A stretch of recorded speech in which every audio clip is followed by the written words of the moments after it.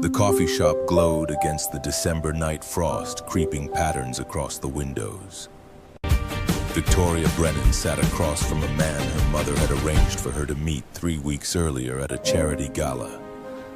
Outside, snow fell in uneven flakes, catching the light from street lamps and the white bulbs strung along the shop's awning. Inside, soft music drifted from speakers mounted in corners, competing with the hiss of the espresso machine and the murmur of other conversations happening at other tables in other lives. Robert Ashford had been talking for 25 minutes without pause. He owned a chain of car dealerships across the Midwest, properties in 3 states, plans to expand into Colorado by spring. His watch caught the light when he gestured, expensive and deliberate. Victoria nodded at intervals she'd learned to time perfectly over the years. She sipped coffee that had gone lukewarm in her hands. She watched the way his eyes moved past her when he spoke, addressing someone just over her shoulder who wasn't there. He hadn't asked her a single question, not about Technova Solutions, the company she'd built from a startup into an enterprise software firm employing 320 people. Not about the board meeting she'd led that morning or the client presentation she'd spent the previous weekend preparing. Not about anything that made up the fabric of her days, the architecture of her life. The silence of his curiosity felt louder than his voice. Robert leaned back in his chair and folded his arms across his chest. The movement had the quality of a decision being made, a door closing before anyone could walk through it. His voice didn't change pitch or tone when the words came.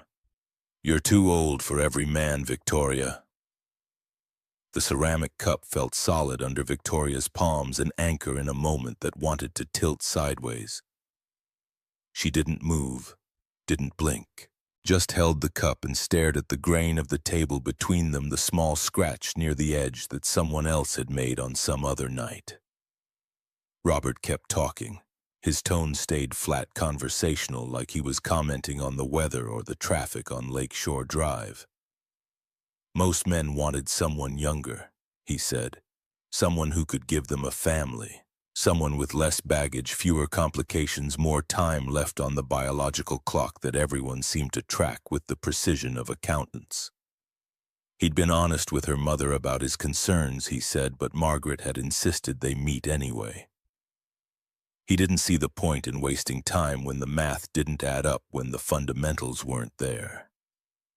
His fingers drummed once against his forearm, impatient with the formality of finishing a coffee he hadn't touched in 10 minutes. Victoria set the cup down carefully, both hands required for the simple task. She didn't trust herself to speak. Her throat felt tight, her chest burned with something that might have been anger, if it hadn't felt so much like shame. She had heard worse before, though not often with this particular blend of indifference and certainty. Her ex-husband had said similar things 8 years ago, though David had wrapped the message in apology, and what he'd insisted was regret. He'd wanted children and couldn't see a future without them. Couldn't keep pretending it didn't matter when clearly it mattered more than anything else. More than 12 years of marriage, or the house they'd painted together, or the life they'd built brick by brick.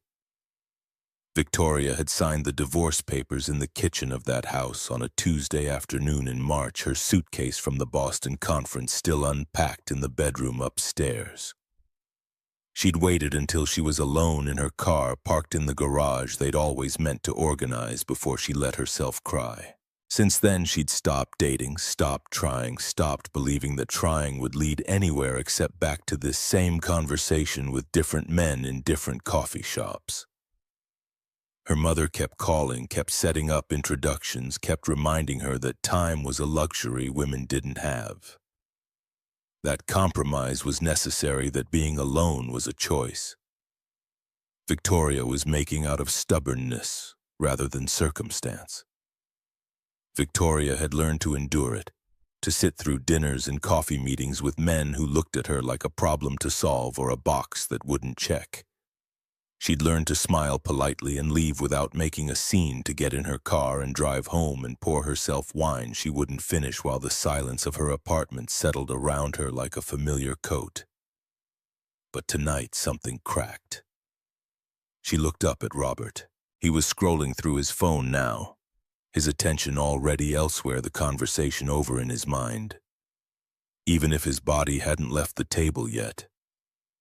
Victoria opened her mouth to say something, anything. The words formed in her throat but didn't make it past her lips because someone was walking toward their table. Marcus Reed had been sitting in the corner of Lakefront Coffee for the past hour and 12 minutes. His laptop was open in front of him, the screen glowing with terminal windows and server dashboards that most people would have mistaken for gibberish. Technova Solutions security team had called him 90 minutes ago. Panicked voices overlapping on the conference line. Ransomware attack. Files encrypted. Ransom demand. Deadline at midnight. The kind of crisis that could cost the company $2 million in downtime if someone didn't know exactly what they were doing. Marcus knew exactly what he was doing. He'd isolated the infected servers first, creating a mirror backup before the encryption could spread further into the system. The attackers had used AES-256, which sounded sophisticated until you understood they'd implemented it with rookie mistakes, predictable patterns that someone with enough experience could unravel. Marcus had spent 15 years building that experience, working his way up from help desk to systems administrator to the director of IT security, learning every layer of the infrastructure from the inside. He'd run the decryption sequence from the coffee shop because his apartment was too quiet to work in and the office felt too exposed. Too many people watching him work, asking questions he didn't have time to answer. His daughter Lily was in San Diego with her mother's family for the week-long Christmas break. The apartment echoed without her drawings covering the refrigerator and her questions filling the spaces between his thoughts, and her presence reminding him that he was a father first, that nothing else mattered as much as that. So he'd come here to the white noise of other people's conversations and the smell of coffee and the anonymous comfort of a public space where nobody knew his name. His phone had lit up 17 minutes ago with a text from the security chief. Crisis averted. Systems restored. Company saved. Marcus had closed his laptop and exhaled for what felt like the first time in 2 hours. That's when he'd noticed the couple 2 tables away. He knew who she was. Everyone at Technova knew Victoria Brennan. She ran board meetings with precision, made decisions fast, and expected results faster. Commanded rooms without raising her voice. People respected her. Some were intimidated by her. Marcus had only spoken to her a handful of times. Usually in passing or during department reviews where he'd present security updates and she'd ask questions that proved she'd actually read his reports. 3 weeks ago, her laptop had crashed in the middle of a board meeting. Marcus had been in the room fixing a network issue when he'd heard the small sound she'd made, frustration and panic mixed together. He'd crossed to her chair, saw the corrupted drive, and spent 15 minutes recovering the presentation data, while the board members waited and checked their phones and pretended not to watch. When he'd handed her laptop back with everything intact, she'd looked at him. Really looked at him. Not the way executives usually glanced at IT staff, seeing the function, but not the person. She'd met his eyes and said his name, her voice quiet but certain. Marcus Reed. I won't forget this. Thank you. Then she'd smiled, brief and genuine, and gone back to her presentation like nothing had interrupted it. Since then, they'd passed each other in hallways sometimes. Eye contact that lasted a beat longer than casual. Small nods of mutual recognition. Nothing that meant anything except that she'd remembered his name and he'd started noticing when she walked past. Now she was sitting across from a man whose voice cut through the ambient noise of the coffee shop like glass breaking. Marcus couldn't hear all of it, but he caught fragments that made his hands tighten on his closed laptop. Too old. Biological clock. Waste of time. He saw Victoria's shoulders stiffen, saw her fingers go white around the coffee cup, saw the way she looked down at the table like she was trying to disappear into it. The man kept talking, his tone flat and bored. He checked his phone. He looked around the shop like he was already planning his exit. Already moving past this moment into whatever came next in his evening. Marcus felt something shift in his chest, a recognition he didn't want, but couldn't ignore. 3 years ago, his ex-wife Stephanie had told him at their kitchen table that he was a good father but a boring husband. Her exact words. She'd been sitting where she always sat, the chair by the window, her hands folded on the table between them like she was at a business meeting. Marcus had been working 60-hour weeks that year, trying to prove himself worthy of promotion, trying to demonstrate value that maybe he'd never had in the first place. "You work too much," Stephanie had said, her voice even and certain. "You're not ambitious enough. You'll never be more than IT support." She'd met someone else, a senior partner at her law firm. Someone with the kind of resume and salary and future that apparently mattered more than 9 years of marriage, or a 7-year-old daughter, or the life they'd built together. Stephanie had announced the divorce at his company's holiday party, walking out with the man while everyone watched, and then pretended they hadn't. The custody battle had followed, her lawyer arguing that Marcus was a workaholic father who put his job before his daughter, that Lily deserved a mother who could be present. Marcus had won custody by showing up, by documenting every school event, every pediatrician appointment, every parent-teacher conference, by proving that he was the one who'd been there all along while Stephanie had been building her career and her new relationship. But winning hadn't erased the public humiliation or the whispers at work or the belief that had settled into his bones like cold he wasn't enough, not ambitious enough, not interesting enough, not worth choosing. Watching Victoria take verbal abuse from the man across from her felt like watching himself 3 years ago. Someone sitting in silence and taking it because fighting back seemed worse than enduring. Someone whose quiet dignity was being used against them, as if not making a scene was the same as agreeing with the cruelty. Marcus had spent 3 years swallowing that belief, staying quiet, being invisible, making himself smaller so other people could feel bigger. A week ago, he'd been drinking beer with Dave, his friend from high school who worked as an electrician, and Tom, who coached middle school track and had known Marcus since Lily's first day of kindergarten. They'd been at Kieran's pub on Milwaukee Avenue, the Blackhawks game on the TV. Nobody was really watching. "You gotta live for yourself, man," David said, setting his beer down harder than necessary. "Stop proving yourself to Stephanie. She's gone. She made her choice. You don't owe her anything anymore."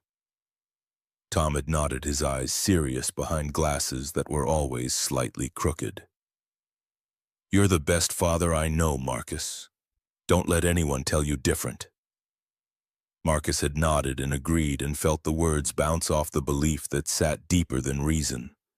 But now, sitting in this coffee shop watching a stranger humiliate someone who didn't deserve it, those words came back with weight behind them. Live for yourself. Don't let anyone tell you different. Not this time. He closed his laptop, stood up, started walking. Victoria heard footsteps approaching but kept her eyes on the table, assuming the waiter or someone passing to the restroom. Then a hand appeared in her field of vision, reaching across the table, taking her hand, with gentle pressure that turned firm. She looked up. Marcus Reed was standing beside her. He wasn't looking at her. He was looking at Robert, his expression calm but his jaw set in a way that suggested the calm was a choice he was making, not a natural state. He didn't let go of Victoria's hand. "You're perfect for me." His voice was clear and deliberate, loud enough that the people at nearby tables stopped their conversations to look. The words landed in the space between them like something solid, like something that couldn't be taken back or explained away. Robert froze, his phone slipped slightly in his hand, his carefully maintained composure cracking at the edges. He stared at Marcus with the confusion of someone who'd been speaking a language nobody else understood and suddenly realized it. "What? This is inappropriate. Who are you?" Marcus didn't move, didn't explain. He just stood there holding Victoria's hand, his eyes locked on Robert, waiting. Victoria's breath caught. Her hand was still in Marcus's, and she could feel the warmth of his palm, the calluses on his fingers from years of working with keyboards and servers and hardware. She didn't understand what was happening, didn't know why Marcus Reed, the IT director who'd saved her presentation 3 weeks ago, was standing in this coffee shop on Christmas Eve doing something that made no logical sense. But she didn't pull her hand away, because for the first time in 8 years someone was standing beside her. Not behind her, not judging her, just there. Robert found his voice sputtering something about understanding what was going on, about this being his time, about not appreciating the interruption. He stood up, his chair scraping against the floor loud enough to make several people turn. He grabbed his coat from the back of the seat, shoved his phone into his pocket, looked once at Victoria and once at Marcus, then turned and walked toward the door. He didn't say goodbye, didn't apologize, just left the door swinging shut behind him with a small chime that seemed too cheerful for the moment. The coffee shop was quiet. A few people were still staring. Most had already gone back to their drinks and conversations, the moment passing into just another story they might tell later or might forget entirely. The Christmas music continued playing, something instrumental and generic that nobody was listening to. Victoria looked up at Marcus. He was still holding her hand. His eyes met hers, dark and serious but not cold. There was something else there, something she couldn't name yet but recognized anyway. "I'm sorry, I didn't mean to overstep." His voice was quieter now, meant just for her. He started to let go of her hand, started to step back, giving her space to process what had just happened. Victoria shook her head, a small movement that felt larger than it was. "You didn't." Her throat felt tight again, but this time not from pain. From something unfamiliar that felt dangerous and necessary at the same time. She swallowed, managed to keep her voice steady when she added, "Thank you." Marcus hesitated. Then he gestured to the empty chair across from her, the one Robert had vacated, the coffee cup still half full and abandoned on the table. "Do you mind if I sit?" Victoria looked at the chair, at the space Robert had occupied with his dismissiveness and his certainty that she wasn't worth his time, at the coffee he'd ordered and never intended to drink. Then she looked back at Marcus, who was waiting without pushing, who'd just done something inexplicable and was now asking permission instead of assuming he'd earned anything by it. She nodded. Marcus sat down.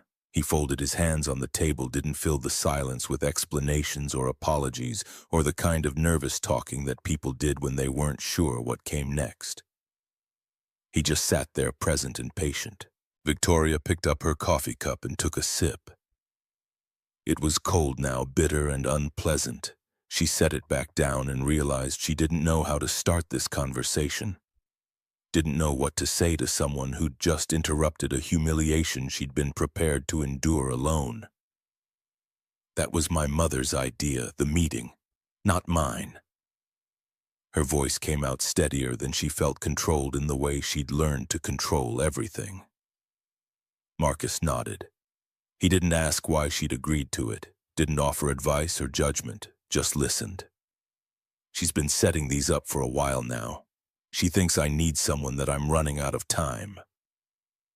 Victoria heard the bitter edge in her own voice on those last 3 words and didn't try to hide it. Running out of time, as if her life had an expiration date, as if being 46 meant the important parts were already over. Marcus leaned back slightly in his chair, his posture relaxed, but his attention sharp. "What do you think?" The question surprised her. Most people told her what she should think, what she should do, what compromises she should make. Marcus was asking like her answer actually mattered, like her opinion about her own life was relevant. Victoria looked at him, really looked at him for the first time since he'd sat down.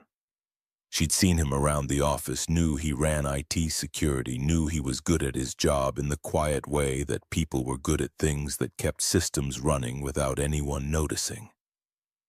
But she'd never noticed the lines around his eyes that spoke of exhaustion that went deeper than one late night.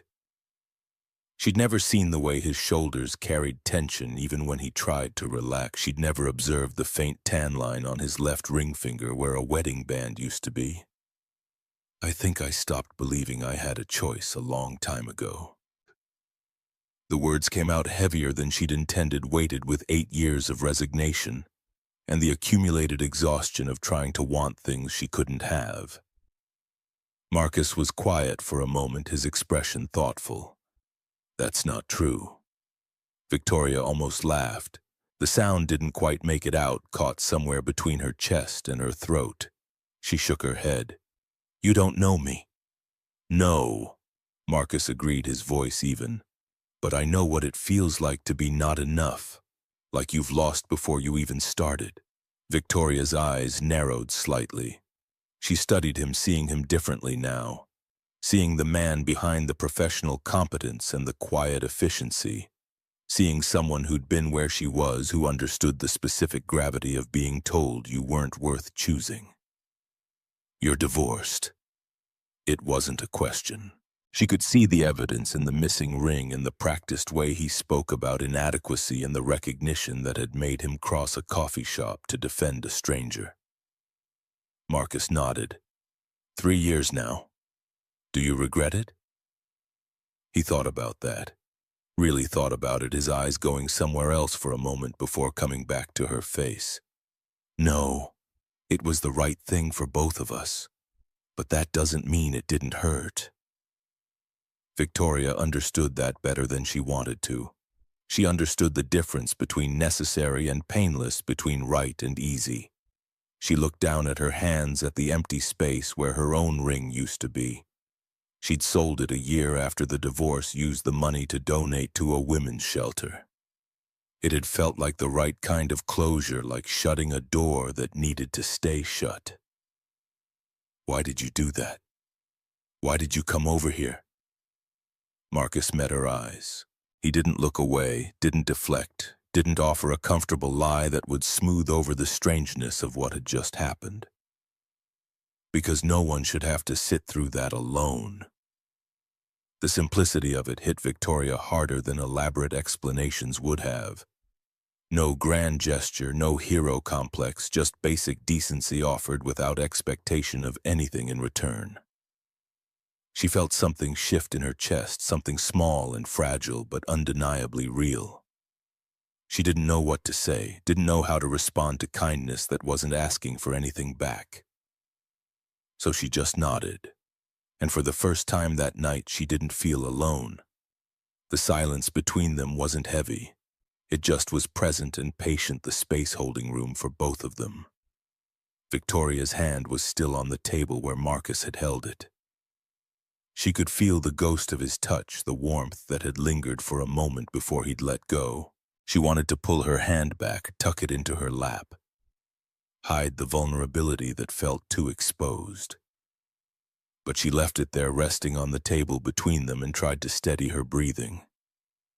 Marcus was watching her, not staring, just observing in the way someone did when they were waiting for the other person to decide what happened next.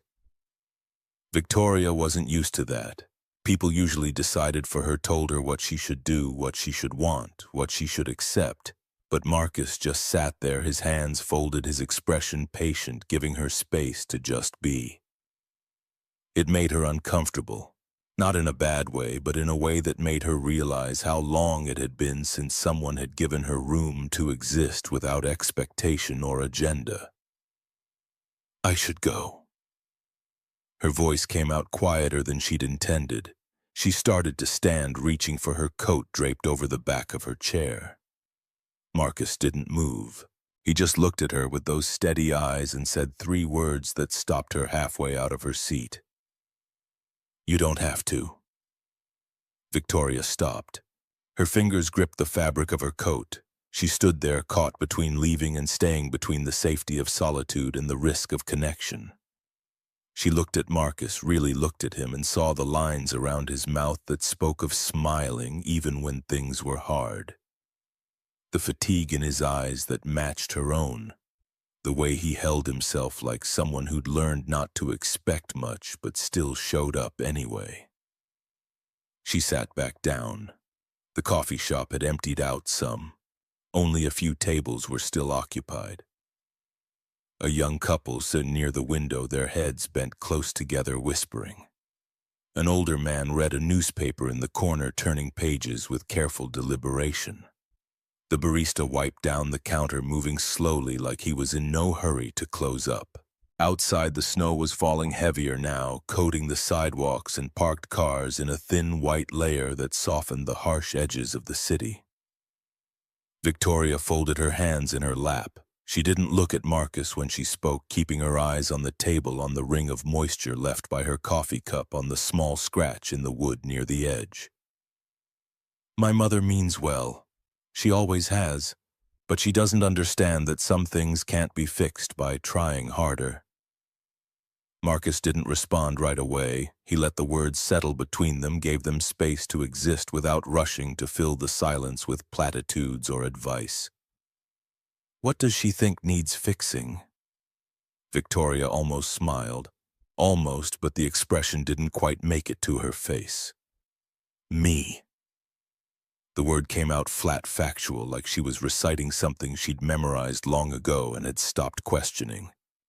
She could feel Marcus's gaze on her, but kept her own eyes on the table, on anything except his face. "I was married once. For 12 years. We were happy. Or I thought we were. We had plans, a house, careers, everything except the one thing he wanted most." She stopped, swallowed, forced herself to keep going because she'd started, and stopping now would be worse than finishing. "I couldn't have children. We tried for years, doctors, treatments, IVF, everything.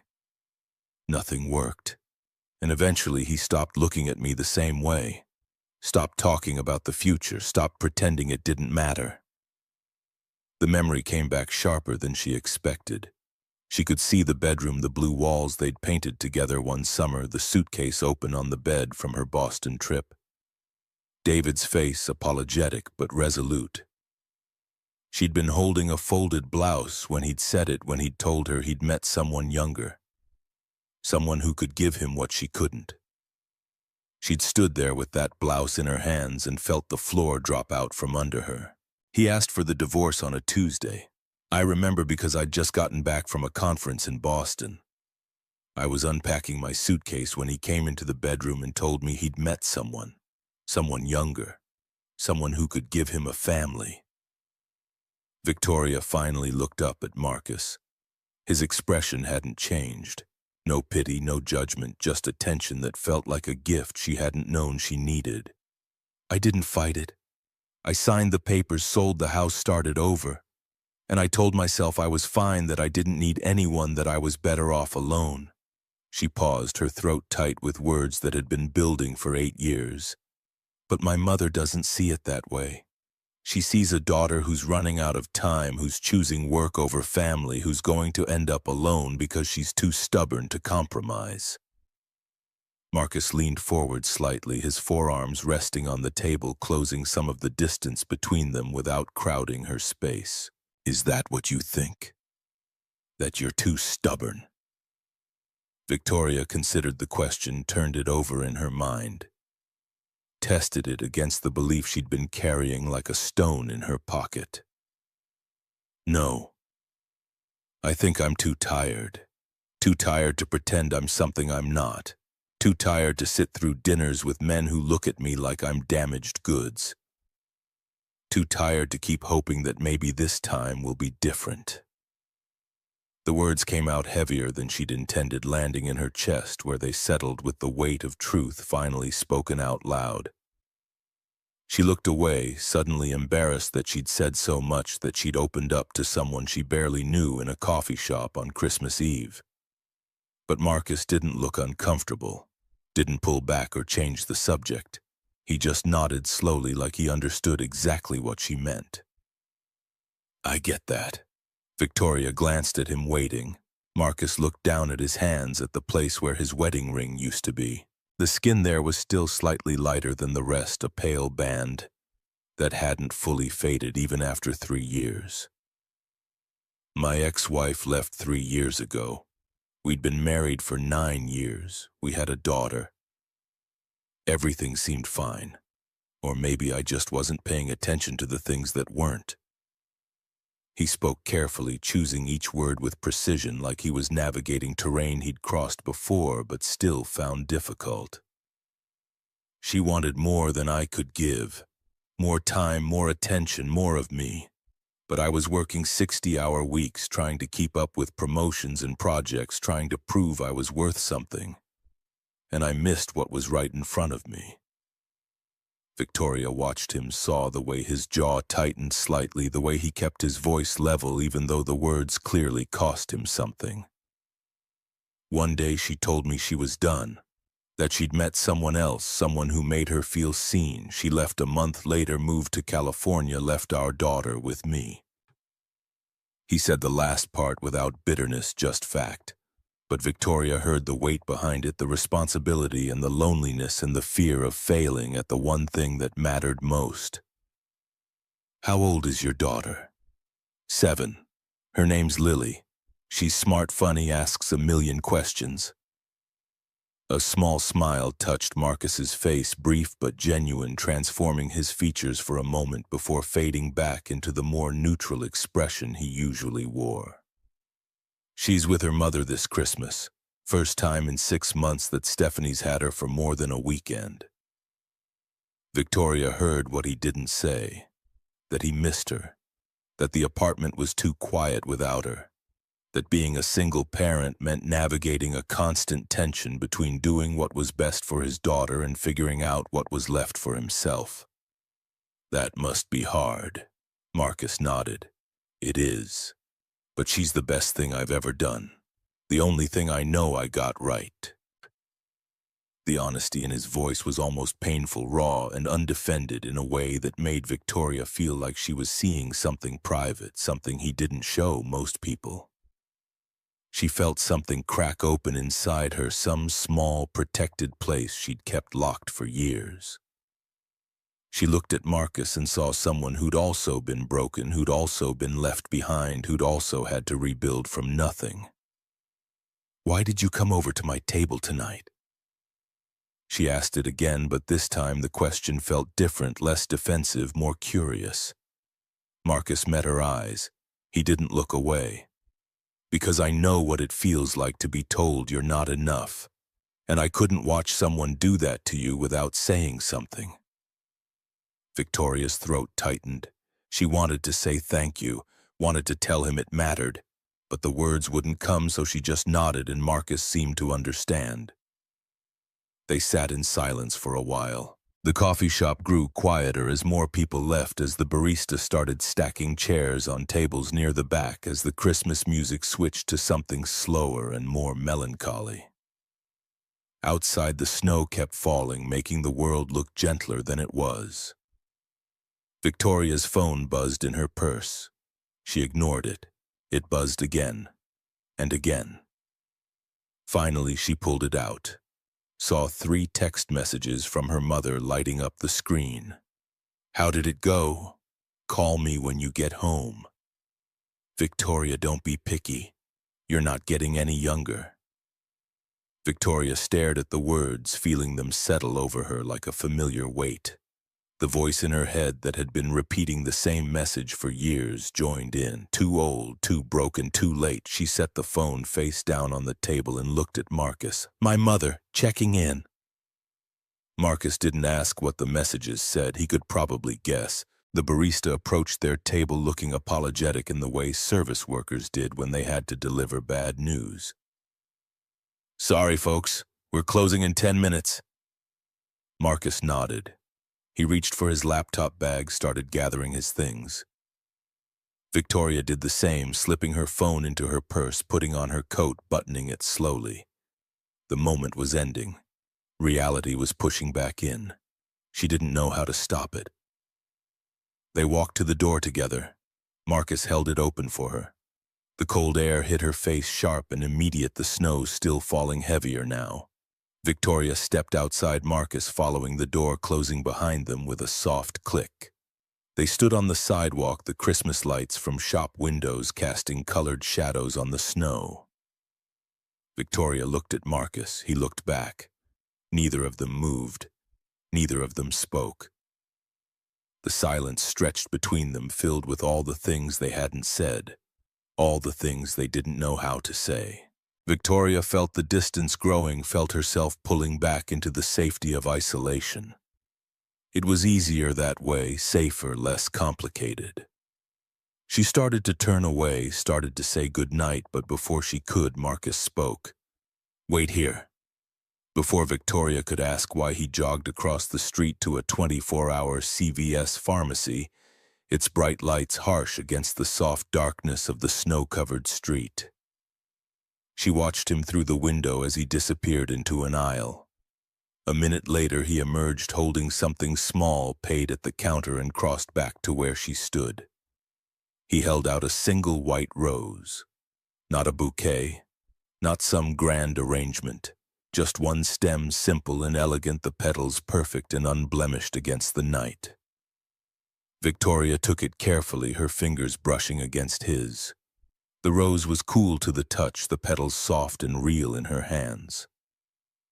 "I wanted to give you something, to remember tonight by, to remind you that you're not what people say you are. You're more than that.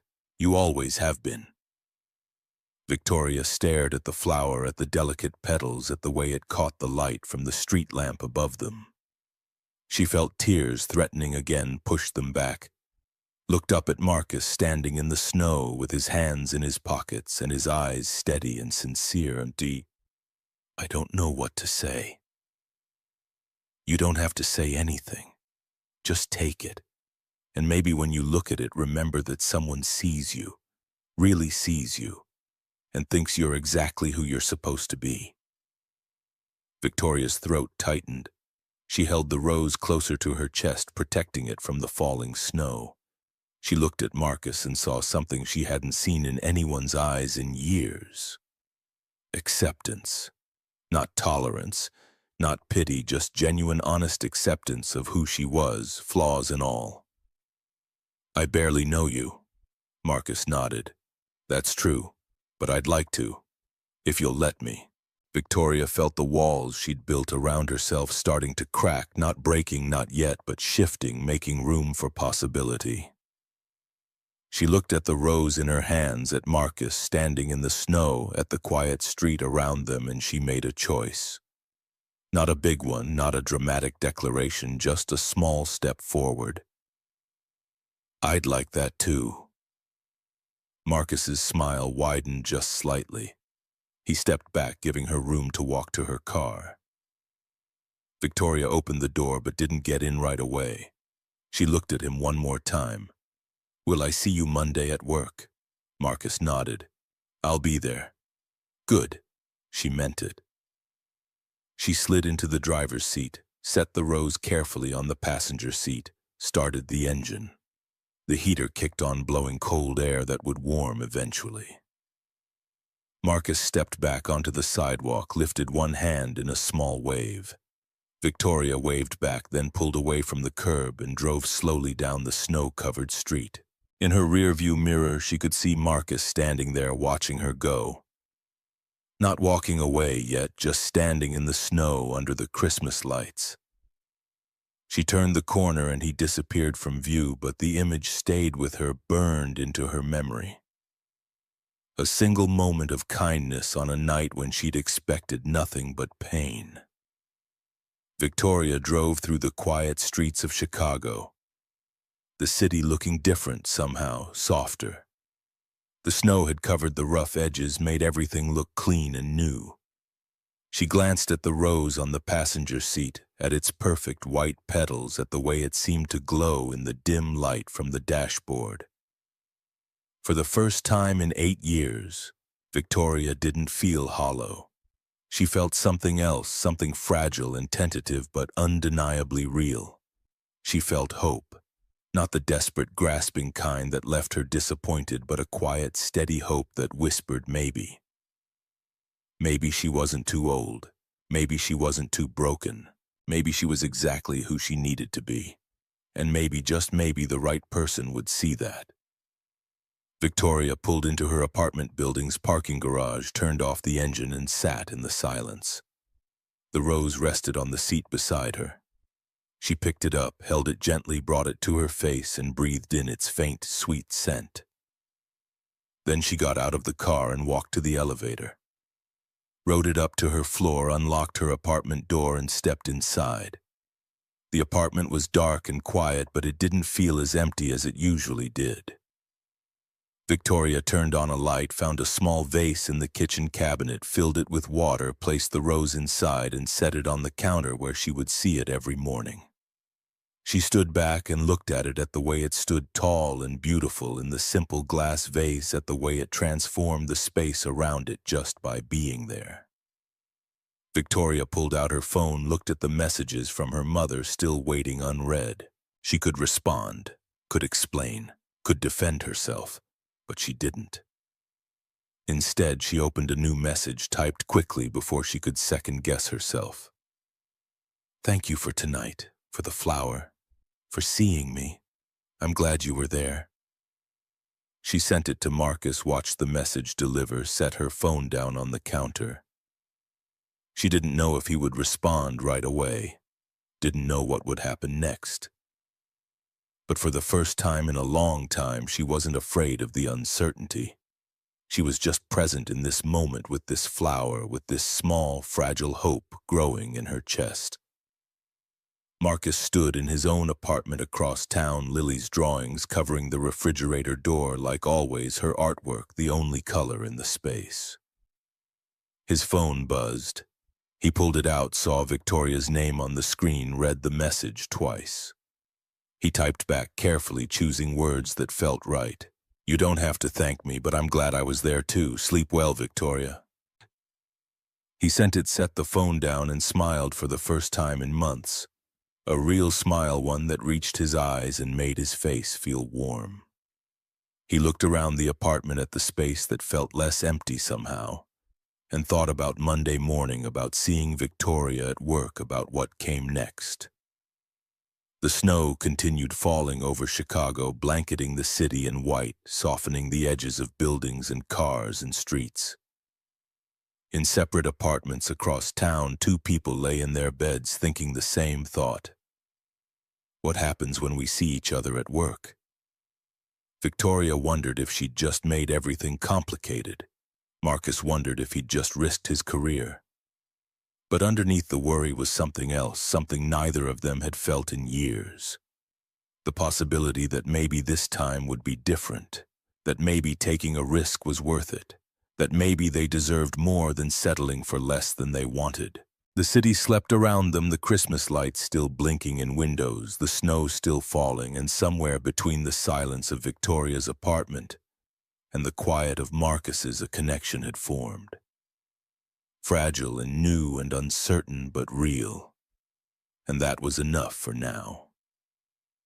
Monday morning arrived with the kind of clarity that made everything harder.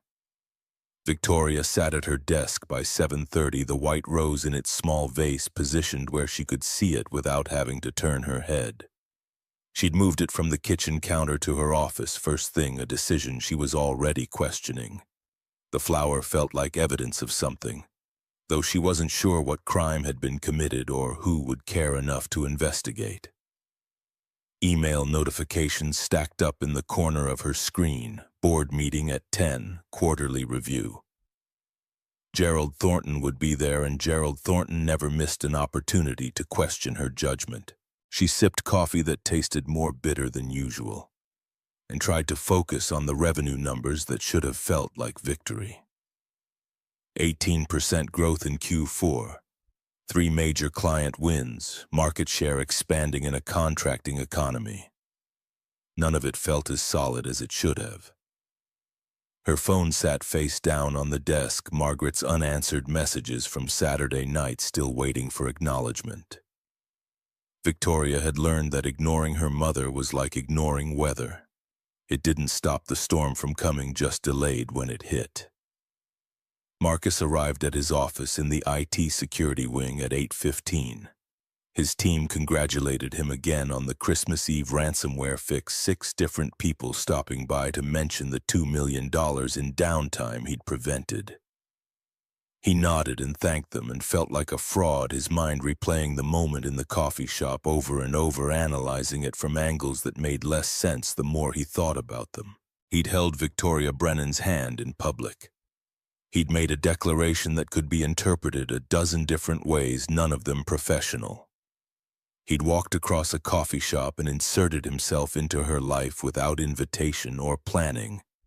And now he had to see her in a building where she was CEO, and he was just another employee whose job could disappear with a signature. His phone showed one text message sent early this morning, from Victoria. Just 4 words. "See you at 10. Not a question, not an explanation. Just information delivered with the efficiency he'd observed in board meetings when she was cutting through unnecessary debate to reach decisions. He typed back 3 words. "I'll be there." Then deleted it and typed instead, "Looking forward to it."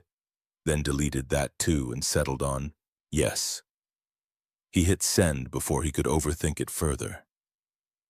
The elevator at 9:45 was where reality crystallized into something inescapable. Victoria stepped in, heading to the 10th floor for the board meeting.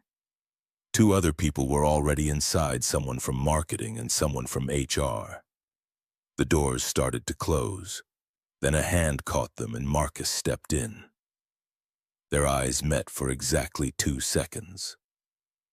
Victoria's expression shifted through surprise into something more controlled, professional distance reasserting itself like muscle memory.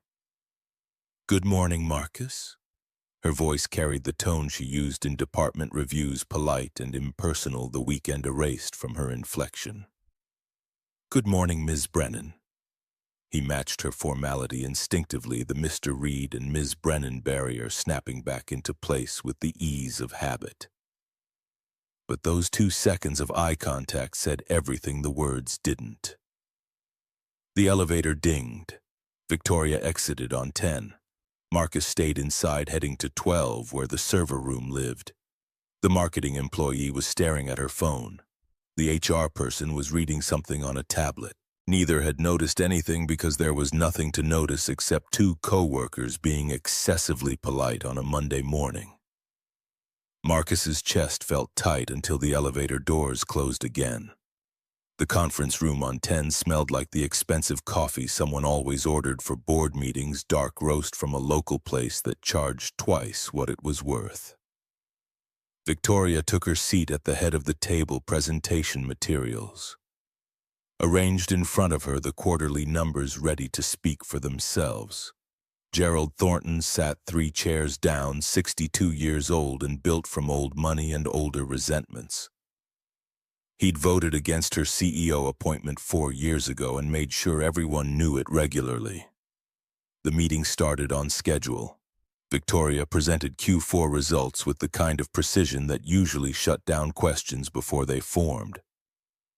Revenue growth, client retention, market position strengthening, projected Q1 numbers that exceeded the board's expectations by margins that should have made them smile. Thornton waited until she finished before leaning back in his chair. "Strong numbers, Victoria, though I have to wonder if your focus has been somewhat divided lately." The room got quieter. Other board members shifted in their seats, recognizing the setup for what it was. "My focus has been exactly where it needs to be, on company performance, which the numbers demonstrate." Victoria kept her voice level, professional, giving him nothing to grab onto. Thornton smiled the way people smiled when they had ammunition they were about to use. I heard an interesting story this weekend from Robert Ashford, old friend of mine, golf buddy. He mentioned a rather awkward coffee meeting on Christmas Eve. Victoria felt ice form in her stomach but kept her expression neutral. My personal life is separate from company business. Is it because Robert mentioned you were meeting with employees inappropriately, in public, which raises questions about judgment, about boundaries, about whether personal entanglements might be affecting your professional decisions? The other board members were watching now, some with curiosity, some with the careful neutrality of people waiting to see which side would win before choosing their own position. Victoria met Thornton's eyes directly. I was on my own time in a public space having a conversation with another adult. Nothing about that meeting violated company policy or affected my ability to do this job, which again the numbers prove. Thornton shuffled papers in front of him, making a show of considering her response. Perhaps, but perception matters, Victoria. Leadership requires not just competence, but the appearance of sound judgment. When the CEO is seen in situations that raise eyebrows, it reflects on all of us. On the company's reputation. On shareholder confidence. He let that hang in the air, the implied threat clear. Victoria forced herself to breathe steadily, to not react, to give him nothing he could use. The meeting continued for another 40 minutes, but the damage was done. She could see it in the way other board members avoided her eyes, in the careful way they phrased their questions, in the silence that followed Thornton's comments like confirmation. By 2 o'clock, Victoria was back in her office with the door closed and a headache building behind her eyes. Her assistant Kelly buzzed through on the intercom. "Marcus Reed from IT is here, says it's urgent." Victoria's stomach dropped. "Send him in." Marcus entered and closed the door behind him. He didn't sit down, just stood there looking like he hadn't slept well, his tie slightly loose. His jaw set in that way she'd seen Saturday night when he'd been deciding whether to act or walk away. "I heard about the board meeting. Someone from finance told me what Thornton said. News travels fast. Too fast." Marcus crossed to her desk, his hands in his pockets like he didn't trust what they'd do otherwise. "Victoria, I'm sorry. I didn't think about the consequences, about how it would look, about what it could cost you." The apology landed wrong, making her anger spike in a way that surprised them both. "Didn't think about what? That I'm CEO and you report to me, that this looks like favoritism or poor judgment or any of a dozen other things the board already questions me about every day, that my authority gets challenged constantly, and now I've handed them ammunition." Her voice was sharper than she intended, the frustration of the morning pouring out in his direction because he was there and safe, and somehow part of the problem even though he'd been trying to help. Marcus took it without defending himself, just stood there and let her words hit him like he deserved them. "You're right. I was selfish.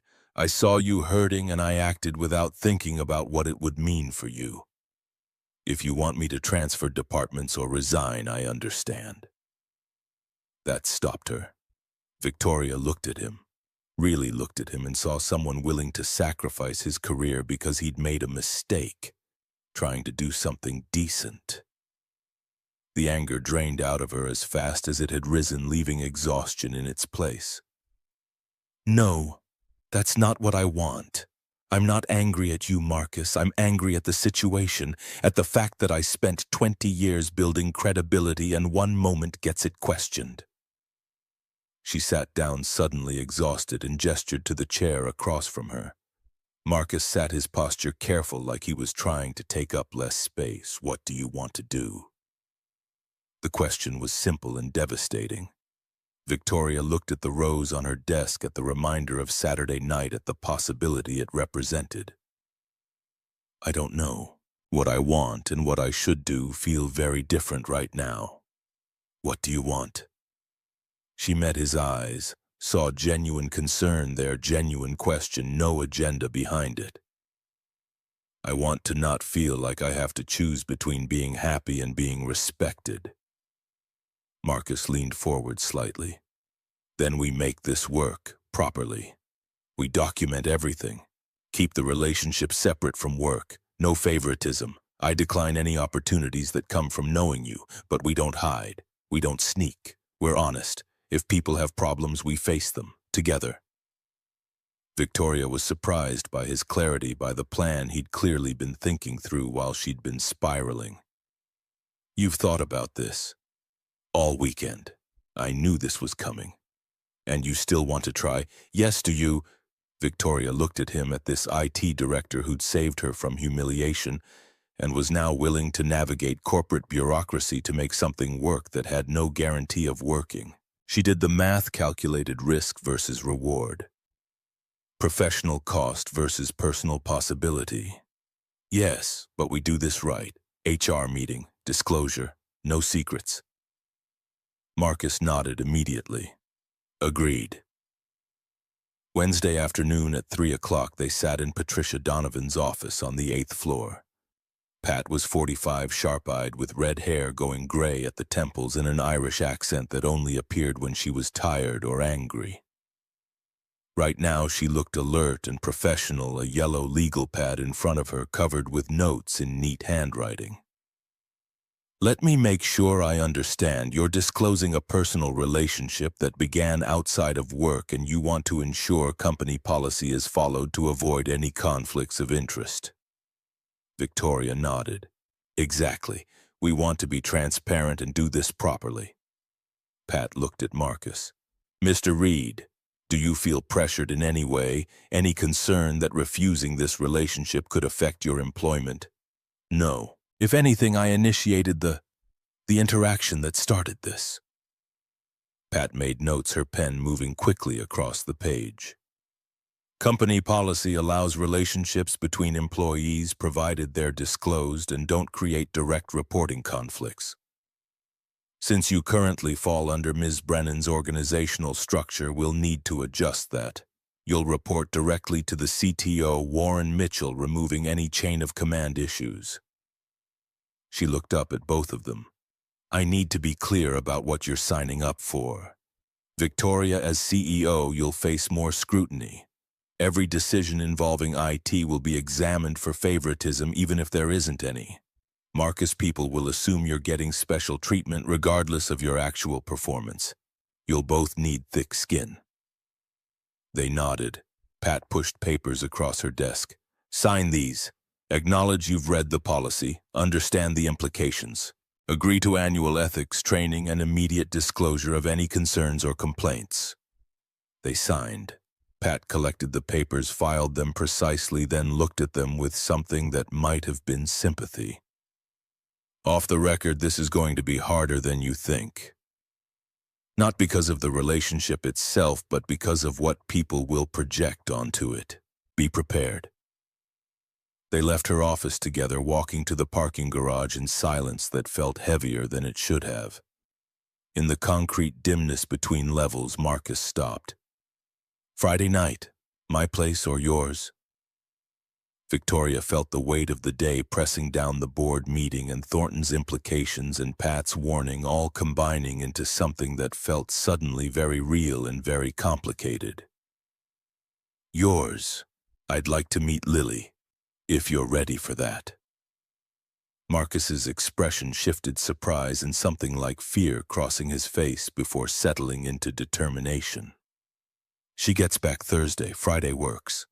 But Victoria meeting her means this is serious. She'll know. 7-year-olds are perceptive. I can't introduce you as just a friend. I know. And if this doesn't work out, if we try and it falls apart, she'll know that too. She'll have questions I won't know how to answer. Victoria reached out and touched his arm briefly, a small gesture of reassurance. Then we try not to let it fall apart. They got in their separate cars and drove to their separate homes, the weight of disclosure and documentation making what had felt spontaneous on Saturday night feel measured and intentional now. Neither of them was sure if that made it more real or just more fragile. Thursday evening, Margaret Brennan arrived at Victoria's apartment without warning. The doorbell rang at 7:15. Victoria opened the door to find her mother standing in the hallway wearing a designer coat and carrying a Hermes bag and an expression that promised confrontation. "We need to talk."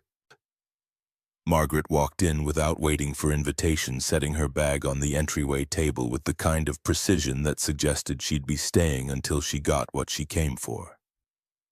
Victoria closed the door and followed her mother into the living room. "Robert called me. He was quite upset, said you embarrassed him, that some man publicly claimed you in front of other people. Robert said I was too old for any man. I didn't embarrass him. He embarrassed himself." Margaret turned to face her daughter, chin lifted in that particular way that meant she'd already made up her mind and was just going through the formality of conversation. "I did some research. Marcus Reed, IT director at your company. Divorced, single father, modest salary. Victoria, what are you thinking?" "I'm thinking he treated me with more respect in one evening than Robert managed in 30 minutes. Respect doesn't pay bills or provide social standing. You need stability, someone from your world, someone who understands the life you've built." Victoria felt something harden in her chest. Frustration crystallizing into clarity. "I have stability. I built it myself. What I need is someone who sees me as a person, not a resume or a status symbol or a biological failure." Margaret's eyes flashed hurt and anger mixing together. "I want you to be happy, but love isn't enough. You need practical considerations, resources, position. Robert was your last good option at your age.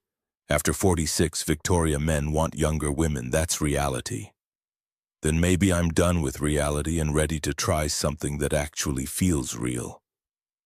They stared at each other across the living room, years of similar arguments hanging between them like old smoke. Margaret picked up her bag with decisive finality. "If you pursue this, don't expect me to support it. Our social circle will talk. People will question your judgment. You're making a mistake you'll regret." She left without saying goodbye, the door closing with the kind of quiet that felt louder than slamming. Victoria stood in the sudden silence of her apartment, her mother's words echoing in the space Margaret had just vacated. The old voice in her head agreed with everything Margaret had said. Too old, wrong choice, headed for regret. But another voice, newer and stronger, pushed back against the old certainty. Victoria picked up her phone and called Marcus. He answered on the second ring. "Hey, everything okay? My mother just left. She knows about us. She's not happy." Silence for 3 heartbeats. Then Marcus's voice, steady and certain. "Do you want me to come over?" Victoria surprised herself by answering without hesitation. "Yes, please." 40 minutes later, Marcus arrived with Chinese takeout and an expression that suggested he'd been expecting this call since Saturday night. They sat on her couch with containers open between them. The mundane domesticity of shared food somehow more intimate than any conversation they'd had so far. Victoria told him everything Margaret had said. All the objections and warnings and predictions of social disaster. Marcus listened without interrupting his chopsticks, moving slowly through lo mein while she talked. When she finished, he set his container down and looked at her directly. "She's not wrong about some things. I'm not wealthy. I do have a daughter to consider. Socially, we're from different worlds, but facts aren't the whole truth." He shifted closer, closing some of the distance between them. "The truth is, I see you. Not CEO Brennan. Victoria. The woman who gets nervous before board meetings even though she's brilliant, who drinks coffee cold because she forgets it's there, Who saved my career last year when that server crashed and you didn't blame me even though you could have. Victoria felt tears threaten and pushed them back. You remember that? I remember everything about you. The admission hung in the air between them, weighted with implications neither of them was quite ready to examine. Marcus reached up slowly, giving her time to pull back if she wanted to, and tucked a strand of hair behind her ear. His hand lingered there, warm against her skin. I don't care what your mother thinks, or Thornton, or anyone else. I care what you think. Victoria leaned into his touch without meaning to, her body making decisions her mind was still calculating. I think I'm scared, but I'm more scared of not trying. They kissed, then slowly at first, tentative and careful, then deeper as the uncertainty gave way to something more certain. When they pulled apart, Marcus's forehead rested against hers, both of them breathing harder than they had been. Stay tonight. Just stay. Her voice came out quieter than she intended, vulnerable in a way she hadn't been with anyone since David. Marcus nodded against her forehead. I'm not going anywhere. They fell asleep on her couch, fully clothed, the Chinese food forgotten on the coffee table, the television playing something neither of them was watching. It wasn't dramatic or cinematic. It was just two people finding comfort in not being alone. 2 weeks passed in a careful dance of professional distance at work and growing intimacy outside it. They had dinner 3 times, saw a movie once, talked on the phone every night after Lily went to bed, Marcus's voice low and tired and somehow essential. The board meeting incident faded into background noise as new crises took center stage. Victoria stopped checking her phone for her mother's messages. Marcus stopped second-guessing every decision he made at work. Then Thursday of the 3rd week arrived and Marcus picked Lily up from the airport. Stephanie had kept her for 2 weeks in San Diego with her family, the longest stretch Marcus had gone without his daughter since the divorce. He'd spent the entire drive to O'Hare rehearsing how to tell a 7-year-old that her father had started seeing someone, that things were changing in ways that couldn't be taken back. Lily came running through the terminal, dragging her pink rolling suitcase, her braids slightly messy. Her face lit up with excitement about Disneyland and the beach, and her cousin's new puppy. She talked non-stop in the car, filling the silence Marcus had been living in with her particular brand of 7-year-old chaos. He let her talk, soaking in her voice, her presence, the reminder of what mattered most. That night after dinner, while Lily drew at the kitchen table, Marcus sat down across from her. Bug, I need to talk to you about something. Lily looked up, her purple marker paused mid-stroke. Did I do something bad? No, sweetheart, nothing like that. I wanted to tell you that I met someone, a friend. Her name is Victoria. Lily's eyes got sharp the way they did when she was processing information. A friend or a girlfriend? Marcus couldn't help smiling. Maybe girlfriend. Would that be okay? Lily shrugged in that elaborate way children did when they were pretending not to care about something they absolutely cared about. Is she nice? Very nice. She's smart and kind and she makes me smile. Then okay. Can I meet her? Eventually, when you're ready. Lily went back to her drawing, but Marcus could see the wheels turning in her head. Questions forming that she wasn't ready to ask yet. That night at bedtime, when he tucked her in and turned off the light, her small voice stopped him at the door. Daddy, if you have a girlfriend, will you still have time for me? Marcus's heart cracked. He sat back down on her bed, taking her hand in his. Lily Bug, you are the most important person in my life. Always. Nobody changes that. Ever. Promise. Promise. She hugged him tight, her small arms fierce around his neck. And Marcus held on maybe a second longer than necessary before kissing her forehead and leaving the room. Saturday morning, his phone rang. Stephanie's name on the screen made his chest tighten before he even answered. Marcus, we need to talk. I spoke with my lawyer. I want to revisit custody. The words hit like physical blows, knocking the air from his lungs. What? Why Lily's happy here? I heard you're dating someone. Victoria Brennan, your CEO. Marcus's mind raced, trying to figure out how she'd found out, landing on the obvious answer. Small world. Technova had 300 employees and people talked. That has nothing to do with Lily. Doesn't it? You're bringing instability into her life. New relationship, workplace complications, divided attention. My lawyer thinks we have grounds to request primary custody. I'm ready to be a full-time mother now. My partner and I are getting married. We have a stable home, better schools in San Diego. Think about what's best for Lily, Marcus, not your love life. This is blackmail. This is motherhood. Prove to me this relationship is serious and stable, or I file paperwork next week. She hung up.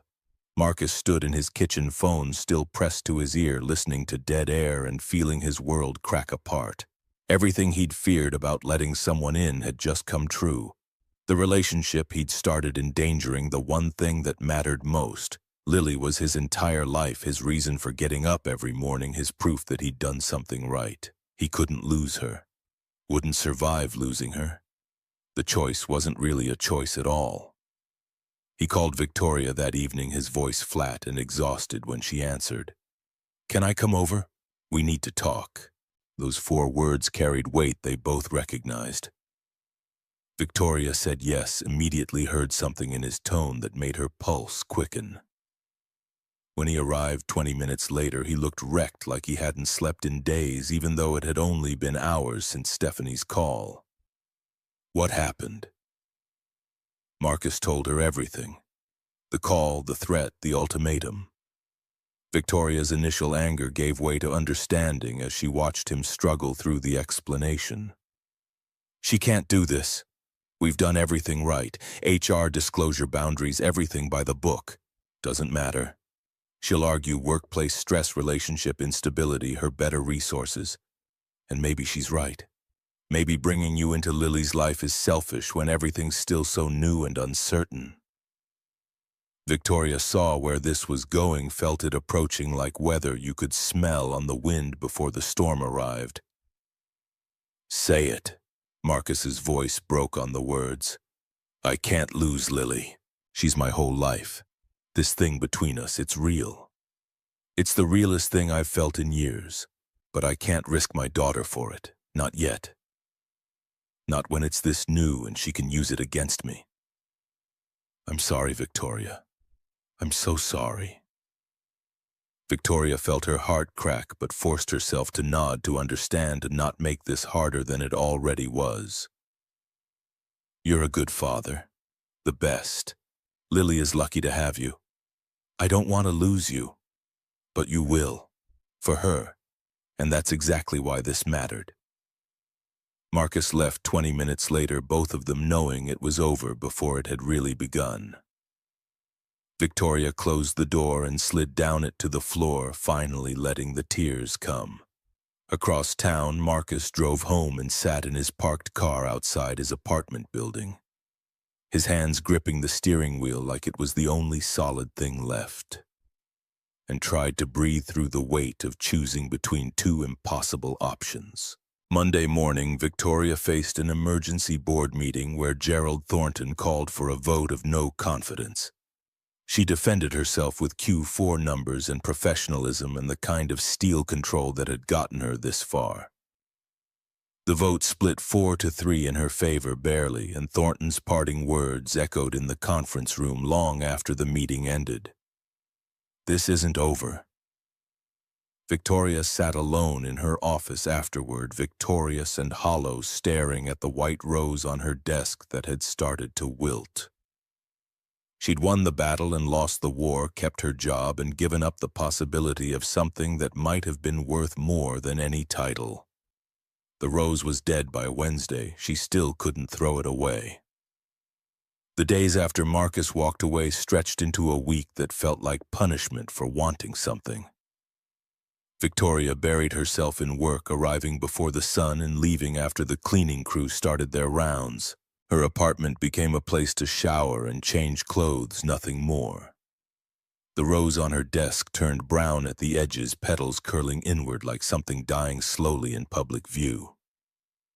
She told herself she'd throw it away tomorrow.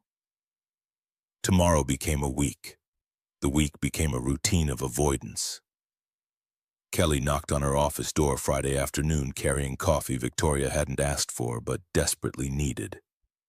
Her assistant had stopped commenting on the hours, the skipped lunches, the way Victoria's suits hung looser than they had 2 weeks ago. "Ms. Brennan, did you hear Marcus Reed gave notice?" The words arrived like news from another country, information that should have felt distant but instead detonated in Victoria's chest. She kept her face still, her voice level, years of executive training kicking in automatically. "What's the timeline?" 2 weeks, taking a VP position in Seattle, global IT security. Warren Mitchell tried to counteroffer, but he'd already made his decision. Kelly set the coffee down and left without waiting for response. Victoria stared at her computer screen, seeing nothing, the text blurring into meaningless patterns. Seattle, 2,000 miles away, the distance felt both impossible and like exactly what she deserved for believing anything could be different this time. She picked up her phone, then set it down. Picked it up again. Opened a new message and stared at the blank screen until the words stopped mattering and she closed the app without typing anything. What could she say that wouldn't sound like begging or blaming or both? He'd made his choice. She'd told him she understood. Understanding didn't stop it from feeling like something vital had been removed from her body without anesthesia. The dead rose stared at her from its vase. Victoria grabbed its stem and all and threw it in the trash can beside her desk. The action felt both necessary and wrong, like amputating something that might have healed given enough time. She didn't look at the trash can for the rest of the afternoon. Marcus picked Lily up from school Tuesday at 3:15, the spring sunshine feeling accusatory in its brightness. His daughter climbed into the back seat, her backpack sliding off one shoulder, her hair escaping from the ponytail he'd attempted that morning. She was quiet during the drive home, staring out the window at Chicago sliding past in its usual chaotic patterns. "Daddy, are you sad?"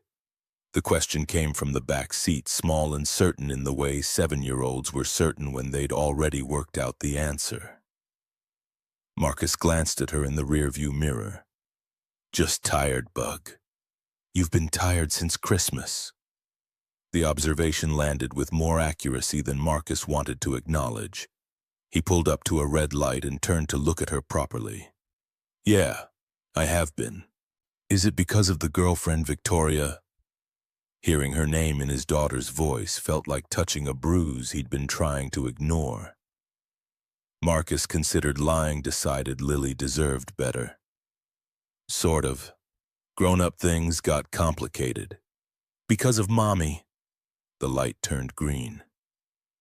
Marcus drove, buying time to figure out how to explain adult failure to someone who still believed problems had solutions if you just tried hard enough. Partly. And work. And other things that are hard to put into words. Lily was quiet for 3 blocks. Then her voice came again, smaller this time, like she was afraid of the answer. "Do you love her?" Marcus pulled into their parking space, turned off the engine, and twisted in his seat to face his daughter. Her eyes were wide and serious behind the glasses she hated wearing but needed. "I think I could have. If things had been different."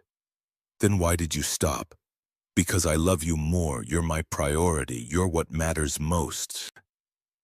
Lily unbuckled her seatbelt and leaned forward between the front seats. Her small face scrunched in concentration the way it got when she was working through a problem in math class. "Daddy, Mommy told me something once. She said love isn't about choosing. It's about making room." Marcus felt something shift in his chest, understanding arriving too late to help, but early enough to hurt. Your mom said that, when she talked about why she left, she said she didn't make room for both of us, that she chose wrong. But she said you're better at making room than she was, that you have a big heart. The wisdom of children sometimes felt like weapons too sharp and too precise to be wielded safely. Marcus pulled Lily into an awkward hug across the center console, her small arms wrapping around his neck with complete faith that he'd figure things out because that's what dads did. I love you, Lilybug. I love you too. But I think you should make room for Victoria too, 'cause you're sad without her. They went upstairs to the apartment and Marcus made dinner while Lily did homework at the kitchen table, and he tried to process the idea that his 7-year-old daughter had seen something he'd missed entirely. That maybe choosing between two people he loved was exactly the wrong framework. That maybe Stephanie's biggest failure hadn't been leaving, but believing she had to pick one thing and abandon the other. Wednesday evening, Marcus's phone rang while he was reviewing server logs that didn't need reviewing anything to keep his hands busy and his mind occupied. Stephanie's name on the screen made his jaw tighten reflexively. What now? Marcus, about the custody thing. I'm not filing. The words took a moment to process, arriving in the wrong order, making no sense against the script he'd been expecting. What? I talked to Lily yesterday. She's happy with you, really happy. And she asked me why you couldn't be happy too. Like it was the simplest question in the world. Stephanie's voice carried something Marcus hadn't heard from her in years. Regret, maybe. Or shame. Or just the exhaustion of carrying anger too long. I was scared, Marcus. Scared you'd found something real and Lily wouldn't need me anymore. But that's my problem, not yours. You're a great father. Better than I was a mother for a long time. And Victoria, I looked her up. She seems like a good person. Don't move to Seattle because of me. Stay where you're happy. Marcus sat down because his legs stopped supporting him reliably. I already gave notice. Then ungive it. Fight for what you want. It's not that simple. I hurt her. I chose wrong. She probably doesn't want to hear from me. Stop being scared. You're terrible at it. Stephanie hung up before he could respond. Marcus stared at his phone at the call that had just rewritten everything he'd been planning, at the possibility that maybe he'd sacrificed the right thing to protect against the wrong threat. He pulled up Warren Mitchell's number, typed out a message asking if they could talk tomorrow morning about the Seattle position, and hit send before he could second-guess himself into paralysis. Thursday morning, Victoria scheduled a meeting with Gerald Thornton. Not requested. Scheduled. Kelly had looked concerned when Victoria dictated the calendar invite, but she'd sent it anyway because she'd worked for Victoria long enough to know when arguments were useless. Thornton arrived at the conference room at 10 o'clock, looking smug, like he'd been waiting for this meeting since the day Victoria became CEO. He sat across from her with the confidence of someone who believed he'd already won. Victoria, to what do I owe the pleasure? I'm done playing defense with you, Gerald. Her voice came out harder than she'd intended, but softer than she felt. Thornton's eyebrows raised slightly. I'm not sure what you mean. Yes, you do. You've been undermining me since I took this position. Every board meeting, every decision, every opportunity to question my judgment. So let's have the conversation we've been avoiding for 4 years. She leaned forward, hands flat on the table between them. You didn't want me as CEO because I'm a woman. Because I came up through product management instead of finance. Because I don't have the right pedigree or the right family name or whatever metric you're using to decide who deserves respect. But here's what's true: Q4 numbers don't lie. Neither do Q1 projections or client retention rates or market share growth. I've outperformed every target this board set, and you still can't accept that competence matters more than credentials. Thornton started to speak, but Victoria kept going. So here's what's happening. I'm staying CEO. You can challenge me again if you want. But bring actual performance issues, not gossip about my personal life. Because my personal life is exactly that, personal. If I date an IT director or a janitor or an astronaut, that's my business. It doesn't affect my ability to run this company. Are we clear? The room felt charged with something electric and dangerous. Thornton studied her face like he was seeing her for the first time, recognizing something he'd previously dismissed. He nodded slowly. Crystal. Victoria stood up, the meeting over because she said it was over. She walked back to her office feeling 10 feet tall and simultaneously terrified that the adrenaline would wear off and reveal she'd just committed career suicide. But Kelly was smiling when Victoria passed her desk, and that felt like winning even if she didn't know what prize she'd earned. Friday morning started wrong and got worse. Victoria arrived to find Marcus's office in the IT wing. Half-packed boxes stacked along the walls. His laptop already disconnected from the docking station. She stood in the doorway for 30 seconds that felt like 30 minutes before someone noticed her. Ms. Brennan, can I help you? A junior technician whose name Victoria didn't know looked genuinely confused about why the CEO was standing in their department. Victoria found her voice. Marcus Reed. Where is he? Server room. Hardware migration. You want me to get him? No, thank you. She walked to the server room like she was approaching a cliff edge, knowing the drop existed but unable to stop moving forward. The room was cold and loud, fluorescent lights harsh overhead, the smell of electronics and recycled air thick enough to taste. Marcus was on the floor with cables spread around him like he was performing surgery, his shirt sleeves rolled up, his tie nowhere in evidence. He looked up when the door opened, froze when he saw who'd walked in. Victoria. What are you doing here? I need to talk to you. Now's really not the best time. I'm in the middle of... Now is perfect. She let the door close behind her, the sound echoing in the metallic space. Marcus stood up, brushing dust from his knees, looking uncertain in a way she'd never seen him look before. I heard you're leaving. Seattle. VP position. It's a good opportunity. Is that why you're taking it, or are you running? The directness landed between them like a challenge. Marcus's jaw tightened. That's not fair. You're right. Nothing about this is fair. Victoria took 3 steps closer, closing the distance between them to something less than professional, more than cautious. You walked into that coffee shop and changed everything for me. You stood up when no one else would. You made me believe I deserved more than settling, and then you walked away without fighting. I had to protect Lily. Stephanie called me. Did you know that Wednesday morning? She tracked down my personal number somehow. She apologized. Said she wasn't filing the custody challenge. That she was scared and stupid, and Lily is happy with you, which means you're leaving for nothing. Marcus looked like he'd been hit. His expression cycled through surprise, confusion, and something that might have been hope before settling on exhaustion. She called you.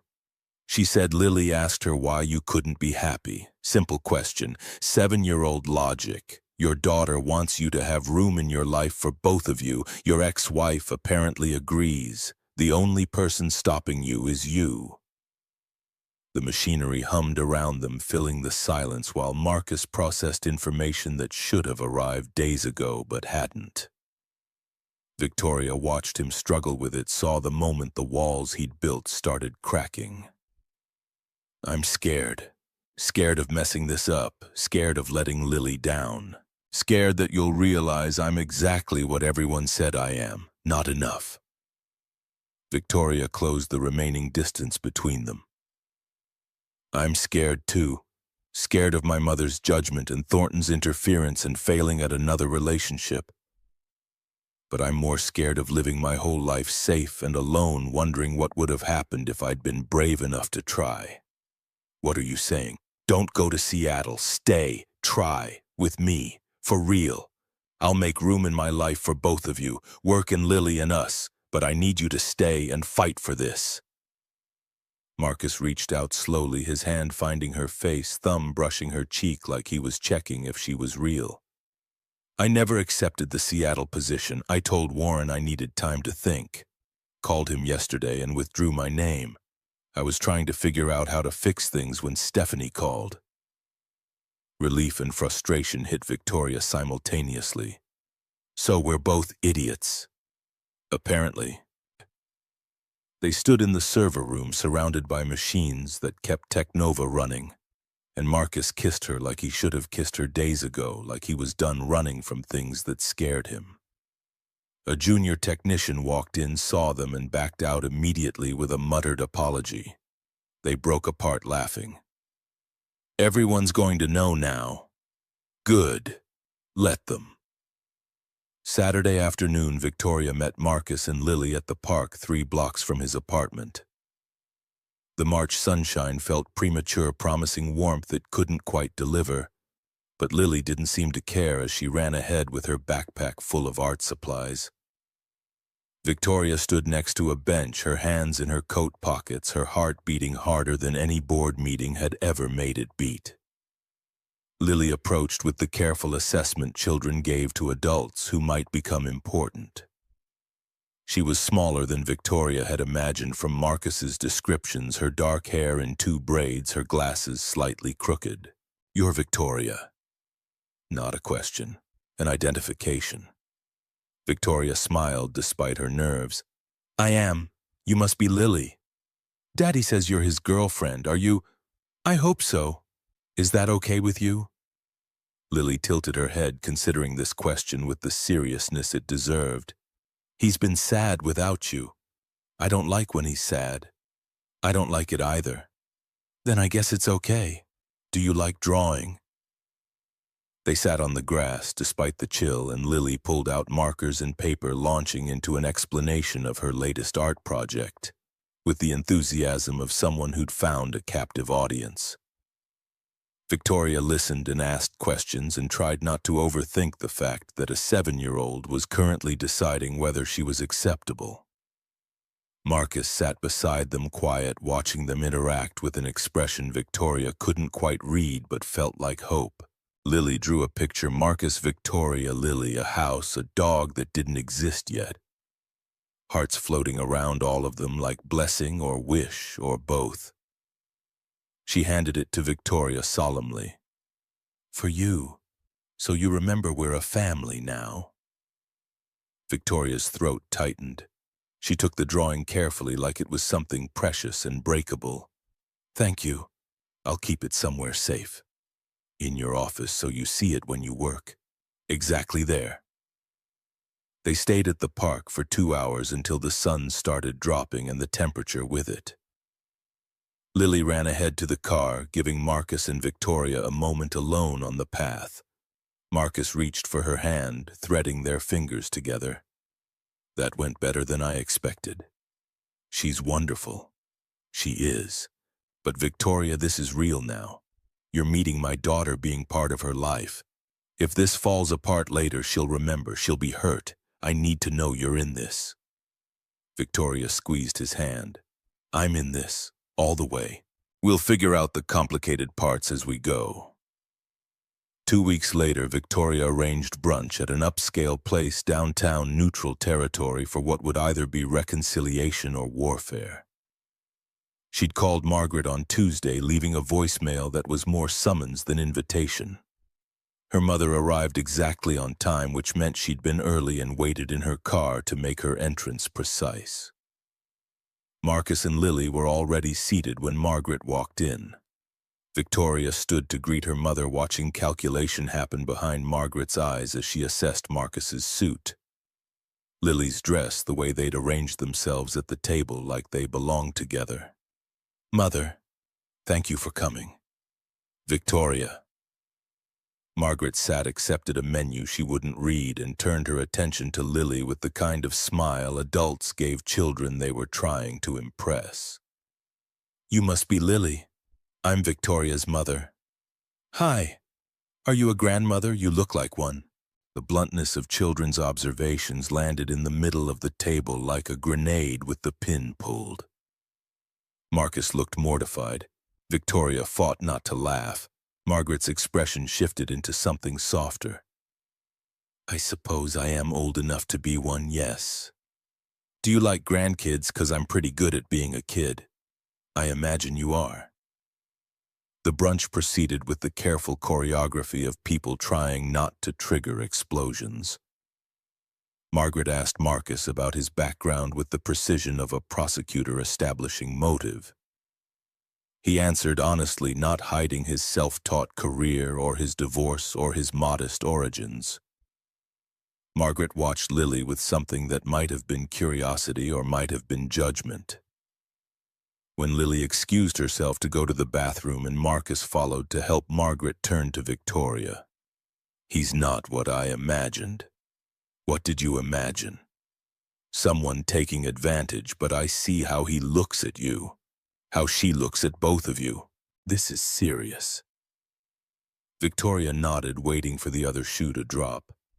I still think you deserve someone from your world, someone with your education and resources, but I see you're happy. That counts for something. It wasn't approval. It wasn't blessing. It was the smallest possible acknowledgement that maybe Victoria's choices weren't complete disasters. Victoria took what she could get. It's enough, Mother. It's a start. They finished brunch with the kind of civility that passed for peace in their family. Margaret left with a stiff hug and a promise to call soon. Marcus, Victoria, and Lily walked to Navy Pier afterward, let Lily ride the carousel twice. Bought overpriced ice cream they didn't finish. It felt normal in a way nothing had felt normal in months. 6 months passed in the strange acceleration time took when life was finally moving in the right direction. Victoria taught Lily about business during Friday night dinners at her apartment, explaining what CEOs did in language a 7-year-old could understand. Marcus taught Victoria to cook, standing behind her in the kitchen, correcting her knife technique and making her laugh when recipes went wrong. Lily drew, constantly filling both apartments with crayon portraits of their expanding family that now included a dog they hadn't gotten yet, and a house they didn't live in together yet. Work settled into a new rhythm. Marcus reported to Warren Mitchell, directly eliminating any appearance of favoritism.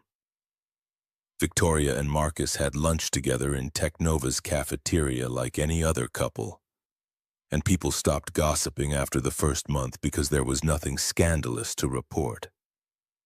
Thornton stayed quiet through 2 board meetings. Margaret called every Sunday and only criticized Victoria's choices 40% of the time, which counted as progress. Stephanie visited in July, meeting Victoria over coffee with the awkwardness of 2 women navigating the complicated geometry of loving the same child and the same man at different times. They were never going to be friends, but they managed polite, and that was enough. Christmas Eve arrived again 1 year after the night that changed everything. Marcus had reserved the same corner table at Lakefront Coffee, and Victoria arrived at 8 o'clock to find him waiting with that same nervous energy he'd had the first time. He had a small wrapped box on the table between them. 1 year ago, I did something crazy here. Victoria smiled, settling into the chair across from him. You told a CEO she was perfect. I told you you were perfect. I still believe that. He pushed the box across the table. Victoria opened it to find a key, simple and silver against the black velvet lining. She looked up, confused. It's to my apartment. Well, our apartment, if you want it to be. Marcus's hands were shaking, slightly nervous energy making his words come faster than usual. I know we've been taking it slow. Split custody, separate places, being careful. But Lily asked me last week when you were moving in, and I realized I'm ready. If you are. Victoria turned the key over in her fingers, feeling the weight of what he was offering. This is more than moving in together. I know. I'm asking if you want to build a life with me, with us. No timeline, no pressure. Just commitment to figuring it out together. Will you? Victoria thought about the woman who'd sat in this coffee shop a year ago, believing she was too old and too broken and too late for anything good to happen. She thought about the man who'd crossed the room to prove her wrong. She thought about the 7-year-old girl who drew pictures of families that didn't exist yet but might. Yes. The word came out certain and clear. Victoria closed her hand around the key. Yes to moving in. Yes to building a life. Yes to all of it. Marcus smiled the kind of smile that transformed his whole face and ordered them coffee they wouldn't drink while they talked about logistics and timing and what came next. Outside the window, snow fell again, marking the anniversary with symmetry that felt almost too perfect. Marcus showed her a picture on his phone drawn by Lily that morning. Marcus, Victoria, Lily, a dog, a house, hearts everywhere. She made this for you. Said to give it to you tonight.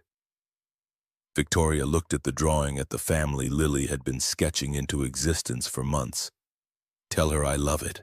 Tell her I love both of you. She knows, but I'll tell her anyway. They left the coffee shop at 10, walking to their separate cars that would soon become unnecessary when they shared an address. Marcus kissed her under the streetlight snow, catching in her hair and his coat. And Victoria felt certain in a way she hadn't felt certain about anything in years. 6 months later, they closed on a 3-bedroom townhouse in Wicker Park with a yard big enough for the dog Lily had already named. Moving day was chaos, boxes everywhere, Lily directing traffic like a tiny General Marcus carrying furniture. Victoria assembling a bookshelf with instructions that made no sense in any language. They ordered pizza when the kitchen proved too full of unpacked dishes to cook in. Eating on the floor of the empty living room while Lily chattered about her new school and her new room and the dog they'd get next month. Lily found a box labeled in Victoria's handwriting, personal items. Inside, wrapped in tissue paper, was the dried white rose in a simple frame. Lily held it up, curious. What's this? A flower your dad gave me, the night we met. It's dead, though, but it's beautiful. It reminds me of something important. What? That beautiful things can last if you take care of them. Marcus helped Victoria hang the frame in the living room, centered above the couch where everyone would see it. Lily stepped back to admire their work. Now everyone knows the story. Exactly. They finished unpacking the essentials by midnight. Lily fell asleep on the couch between them, exhausted from excitement and moving boxes. Marcus carried her to her new room, tucking her into a bed that hadn't been slept in yet, but would become familiar soon enough. He came back to find Victoria standing in front of the framed rose. Her arms crossed, a small smile on her face. Think we can actually do this? We already are. They stood in their new home, surrounded by boxes that would become their shared life. And Victoria thought about all the years she'd spent believing her story was over, that the good parts had already passed. She thought about the moment a stranger had crossed a coffee shop to tell her she was wrong. She thought about the daughter who'd drawn them into existence before reality caught up. She thought about love arriving late and messy and complicated and absolutely worth fighting for. Through the window, Chicago's skyline glowed against the night sky. The framed rose hung on the wall, a monument to dead things that still mattered. Lily's drawing was already on the refrigerator.